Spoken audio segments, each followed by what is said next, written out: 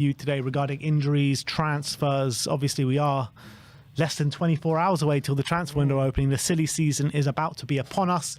But first and foremost, we're going to get into some pretty not great news regarding Destiny Udogie, as we're hearing that he's set to face around 2 months on the sidelines after his hamstring injury. It did look bad, didn't it, when he went off? He could barely walk off the pitch, and you could tell it was going to be a bad one. And he said it's my hamstring when he was on the floor. You could see him on TV. And obviously we're hearing that it's going to be around 2 months. Yeah, and that probably indicates a minor tear, I think, in his hamstring. Obviously, if it was a major tear, like Van der Ven, that would be probably closer to 3 months.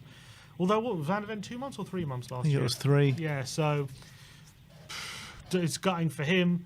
What's really frustrating is he just came back from it. He got injured against Southampton. He was out for a couple of weeks and he came back, and now then he comes and has a different injury. Is it a constant? Look, the reality is he's one of our most played minutes this season, and I think Ange has to look at why he had to play him so much, given Jed Spence's performances when he's come into the team, and that's massively frustrating. That is definitely something that Ange has to be accountable for when he's Udogie's picking up such a serious injury, because Spence's come in and done well. And obviously I know Spence isn't in the European squad, which has complicated things, which means Udogie's probably had to play more minutes in Europe than we needed to. But when we've had games where he's played in Europe and we've had a game on the weekend, maybe a few, I'm not saying all of them, but maybe a few of them should have been given to Spence earlier on, and maybe we could have avoided this situation. And now hasn't happened. But the thing is, he came back from an injury, and then he only played the game on Thursday and then Sunday. So it's not like he's been playing a long stretch of games, just bang, bang, bang. But we've not done enough this season to protect our players. You look at Romero and Udogie alone, right? Romero had the Copa.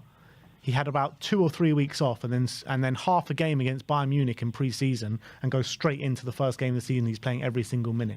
You look at Destiny Udogie. He had surgery on his quads over the summer, I think it was, and he didn't have a pre-season, and he's straight in first few games of the season, playing week in, week out. And on top of that, we have another player that can relieve the pressure of him, of Jed Spence, and yet we're playing him through. And also what else didn't help him, which was a bit of unfortunate for him, was that every time we did look to give him a rest, he had to come on early in games because of injuries that we did get. So I don't think that we're doing the best service to these players in terms of trying to protect them. On top of that, the amount of hamstrings injuries that we're getting this season, the amount we got last season, is no fluke. I think it's down to the management and down to the way we're using these players. Yeah, I mean, look, it could be the case. It could be the case, and that's something we have to look at and fix, and that's something we have to sort out. And Ange has admitted that maybe he has to review the medical department, maybe he has to review how he's doing training and stuff like that, because clearly these injuries are not a coincidence. You can't be getting this many muscle injuries and reoccurring injuries as a fluke. So I think, for sure, that's definitely a criticism that you can have of him. Is it down to Ange that we're getting these injuries? I don't know if I'll put it on him, because I think kind of has followed him around though, hasn't it? Yeah, it's a team effort, isn't it? You know, it's not just him. He's got medical. Of course, I'm not going to put it solely down to him, but it's a problem that has followed him around his career. Yeah, but it's also not a problem that's held him back as much as it is this season. Spurs, I should say. He's never been to Tottenham Hotspur. Yeah, so I think Ali Gold, watching Ali Gold's video yesterday, and I think he made a good point about, you know, how we were dealing with squad management in the summer.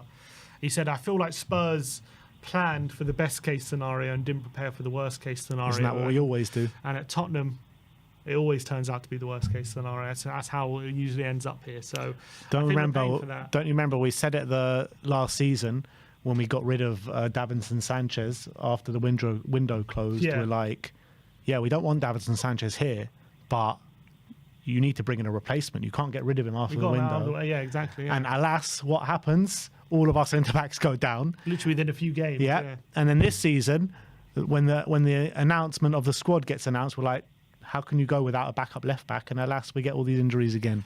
Yeah, I mean, we were going mad about Spence. I know, in hindsight, you know, Forster being in the squad he's probably needed, but, you know, Spence not being in the squad has really cost us really badly, and it could be costing us Udogie for 2 months now. And now we're gonna, we have to dip into the market. We have to whatever plans we had to bring in a left back or left centre back hybrid thing. If we were waiting for the summer, I mean, we have to bring him in now. We have to, even if it means paying a premium, because we risk just completely, being in the bottom half. Paying a premium. Season, so. Do you know which club you support? Well, he's got no choice. He's going to have to do it. Oh, he's got a choice, all right.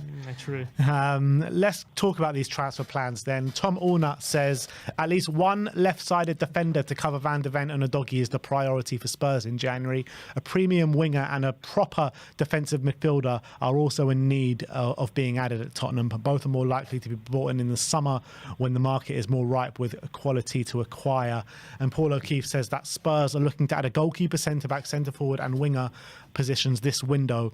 Versatility considered an advantage as well as experience in high-intensity and high-tempo sides. So, I mean, Paul O'Keefe saying a goalkeeper, centre-back, centre-forward and a winger are positions that we're looking to bring in. There is no chance we bring in 4 players, I'll tell you that. Yeah, absolutely zero chance. Yeah, we're not going to bring in all these players. Also, we got to put into account as well what we do with the European squad once we bring in some of these players, because they can't all go into the European squad. Maybe we'll have to leave out some of our injured players. I don't know who's out for ages, but maybe Udogie has to be left out, or maybe again we want to cancel Werner, which we'll go into. But yeah, it just reminds me. There's a tweet I saw. Someone quote tweeted Paul O'Keefe's tweet about that. And it was a quote from David Moyes when he was Man United manager, and he said he was quoted in an interview saying, Man United have to improve a few things in the upcoming games. We have to defend better, create more, and score more. It's like, okay, so basically everything's wrong. That kind of reminds me, like, we need a keeper, left back, centre mid, and a striker, and winger. It's like, okay, so we need basically everything. Yeah. But also, I guess, if there is truth to what he's saying, probably, I don't know, there must be an admission about how wrong we got the summer window, if that's what he's saying as well. Must be. And look, we all said it at the time, and the manager's seeing it now. So what can we say? Let's talk about the goalkeeping situation. As Tom Allnut says, the plan to bring in a suitable backup for Vicario could be brought forward. And James Trafford of Burnley, Anthony Patterson of Sunderland and Alex Ramiro of Real Sociedad have all been watched by Tottenham in recent weeks. However, Paul O'Keefe on Last Word on Spurs last night says that Tottenham are looking at a goalkeeper in Germany. Didn't give us any names, but apparently a goalkeeper in Germany is being looked at as well. I'll take any keeper. Give me a keeper, a German keeper, why not? Josh Keeley ain't doing too bad. Yeah, bring him back. Bring him home. He's doing great. 7 clean sheets in a row. Yeah. But I do wonder, what does that mean for Forster? Do you what do we do if we bring in a keeper? Does that mean we don't put Vicario in the European squad? And we say he's just ruled him out, or do we not put Forster in and we go with Austin as our backup for the time being? That's what I would do. Yeah, that's probably what I would do. But Forster hasn't been great last few games, but he did start off well. So I wonder what Ange was Ange going to reward him for those good performances with leaving out the European squad? I think it was a new position bounce. You get your new manager bounce. It was a bounce from Forster, and I think you're seeing his true level now. I think we all know it.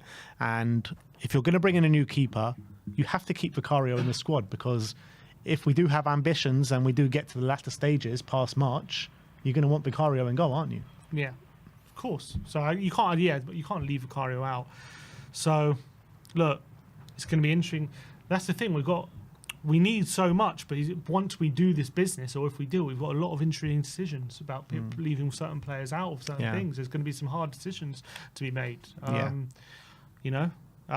Do we keep Werner here but leave him out of the European squad? Something like that. Is that going to happen?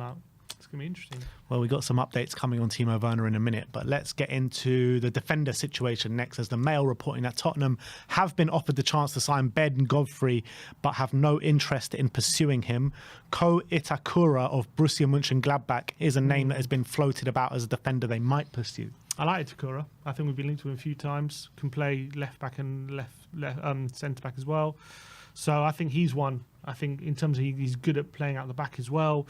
So I think he's one I would consider for sure as an option for now. I think Godfrey, look, he's a decent defender. I think if we're going for a 6-month loan as a stopgap, I don't think it's the worst thing in the world. But I also probably if we can I'd rather get someone we can actually invest in the future with, or invest in the squad and believe can be part of our future going forward. So I think that should be a priority, and that's correct to be a priority. But I don't want to. I'd rather Godfrey than nothing, I guess, is my point. Yeah, I agree with that, and I don't think Godfrey is as bad as a lot of people are suggesting. I think that I wouldn't want him in as a first choice. I wouldn't want to sign him on a permanent. But I think, look, we just need numbers at this moment in time. We're really desperate for numbers, and sometimes beggars can't be choosers, particularly in the January transfer window. So if it comes to the latter stages of January and we still haven't got one, and we're finding it hard to get a quality one in, I would bring him in.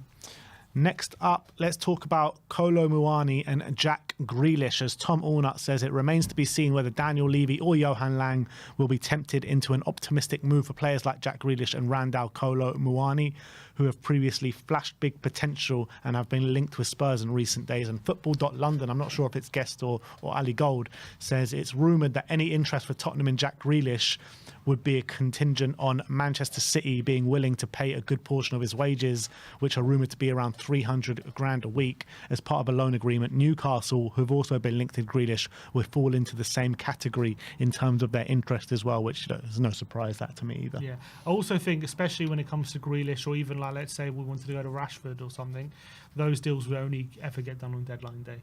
Yeah, we're never going to get them earlier in the window, because I think Levy would know that he can get a better deal on deadline day if they're really that desperate to get rid of him. Just like Arsenal got that deal for Sterling. I know it didn't turn out well, but they ended up not paying any fee and paying half his wages. That's the kind of deal we're probably going to want. So I don't see those kind of deals probably ever panning out. But if they are to pan out, it's going to be really late in the windows, I think. if it came to that, and you had the choice between Grealish and Rashford, who would you pick? Grealish. Yeah, me Just as well. I actually think he's a better fit for the system as well. I think Grealish is. I think Rashford's more of a wide forward. I think Grealish is a winger, can dribble. I think I needs just a new lease of life. He'd also help us, really break down those low blocks. Can also play in the 10 as well if needed. Yeah, I agree with that.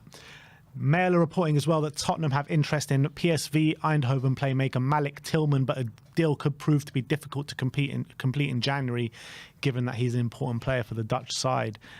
With the rumours of Bakayoko as well potentially leaving to Newcastle, I haven't heard much more about that since the initial rumours a couple of weeks ago. Yeah, there's a hijack coming.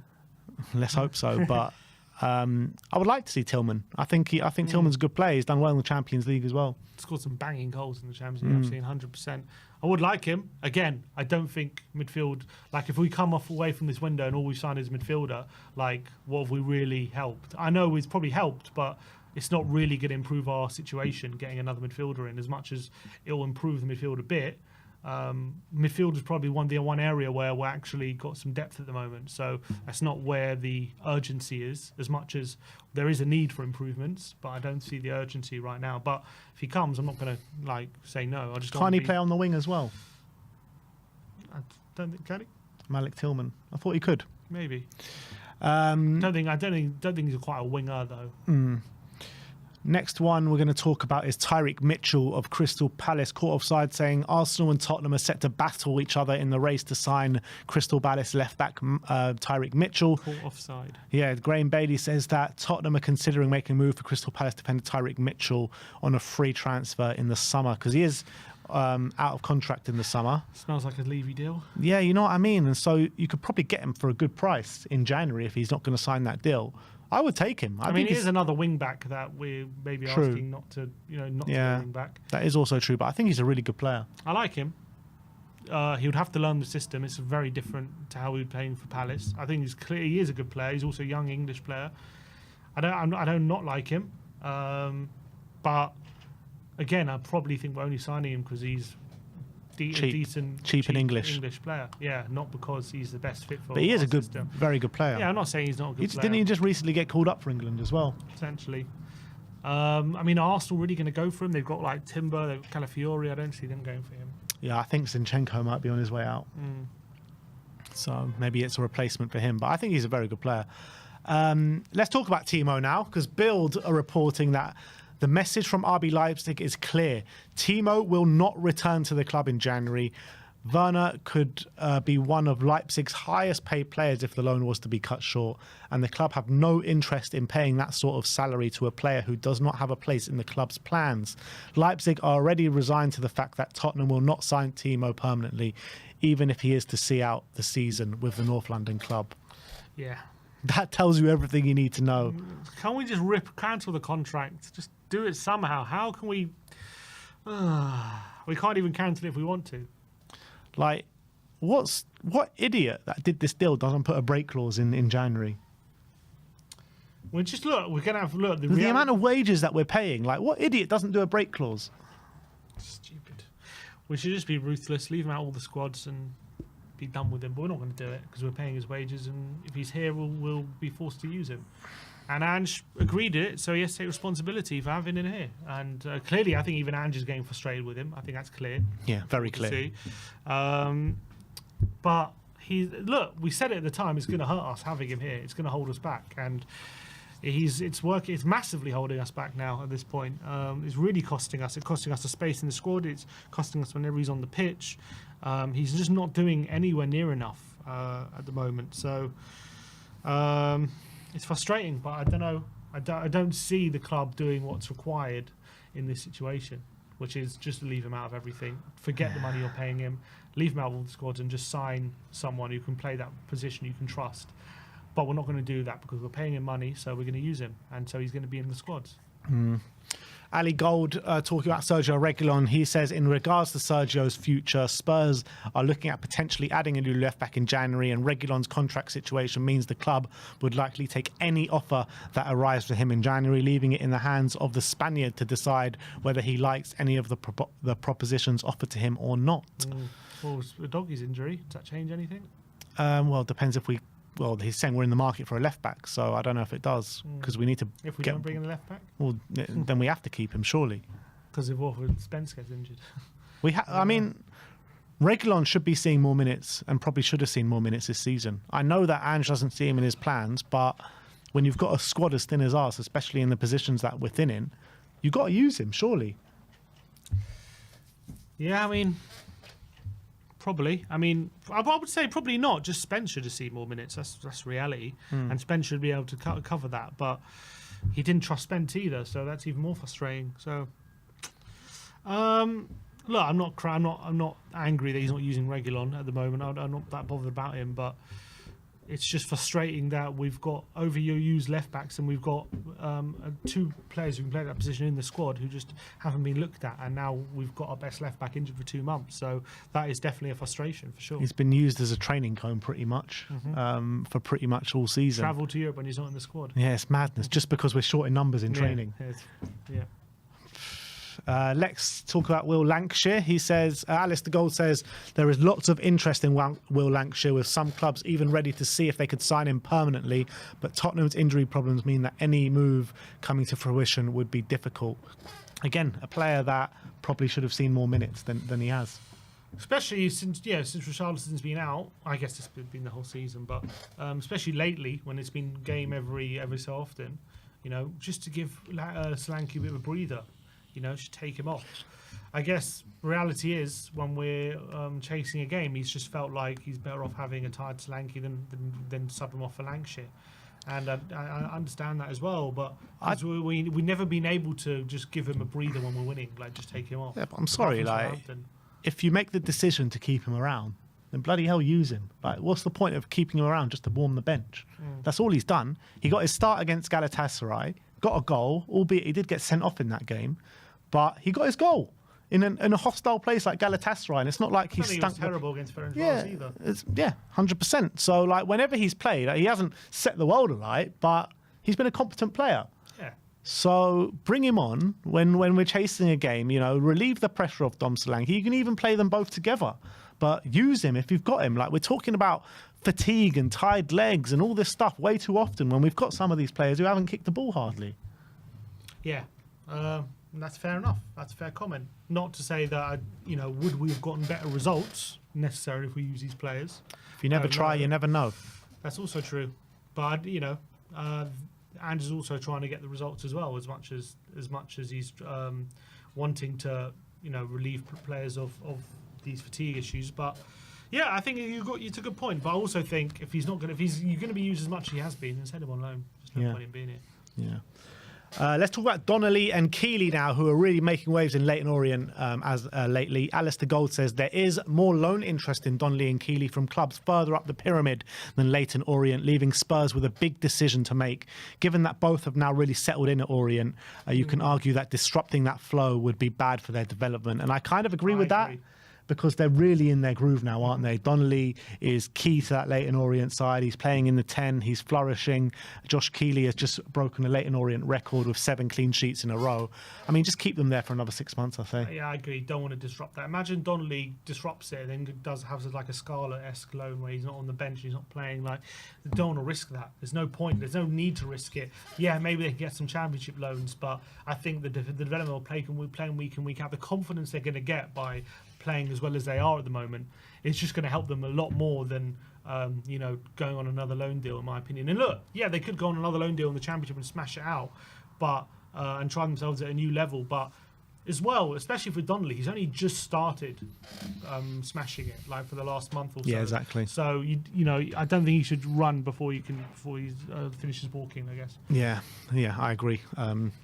And last but not least on the transfers, Alistair Gold talking about Tyrese Hall, saying there's an expectation that Tyrese Hall will head out on loan later in the window if the club can find a destination that's considered the right fit, with interest being shown from sides across the EFL.